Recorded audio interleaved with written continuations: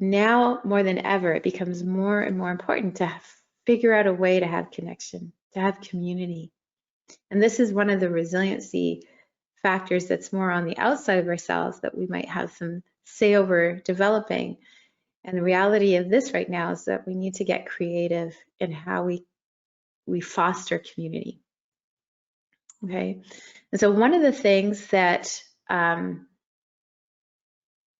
been focused on with people is just, let's think about that team. All right. So I've learned this through talking to some of my superstar athlete colleagues, clients. One that stands out in particular, a colleague of mine, his name's Julian Ho. He's an amazing trainer. And I had the chance to sit down with him. He does these ultra marathons. And these ultra marathons are like basically like running to Buffalo, okay? Like I'm talking, it's 100K. Huge, huge challenge. And not too long ago, he had done an ultra marathon and he just wanted to sit with me to process it afterwards. And we did a little interview together. And one of the big takeaways I took from him was that he had a team.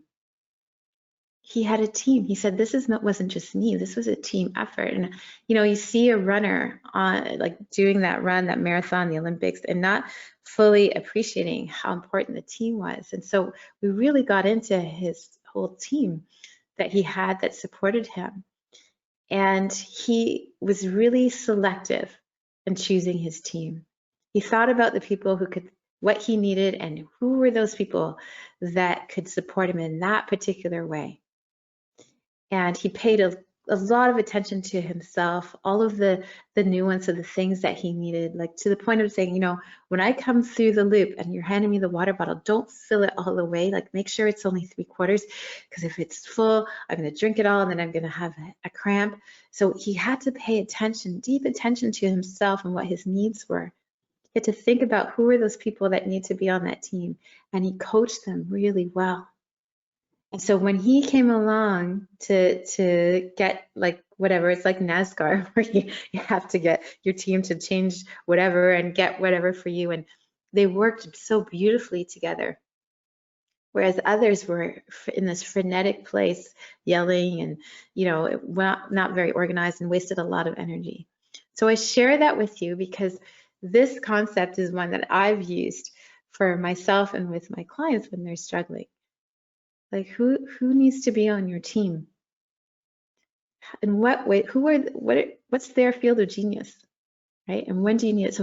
So you know, if you feel like you need someone who uplifts your spirit and just makes you laugh all the time, and that's what you're needing right now, like who is that person? Okay, that's one person on my team. I can go to them, right? And maybe I even ask them. You don't even have to tell them what's going on. Just say, you know what, I need this right now. This is what you can do for me. Can you do this for me? Would really help. And we might be a team, part of someone else's team.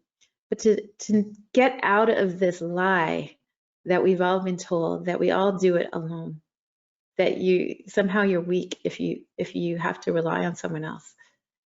That is such a limiting belief. The highest of highest performers don't do this. They surround themselves with a really high functioning team and align with them, know that they are aligned to help them.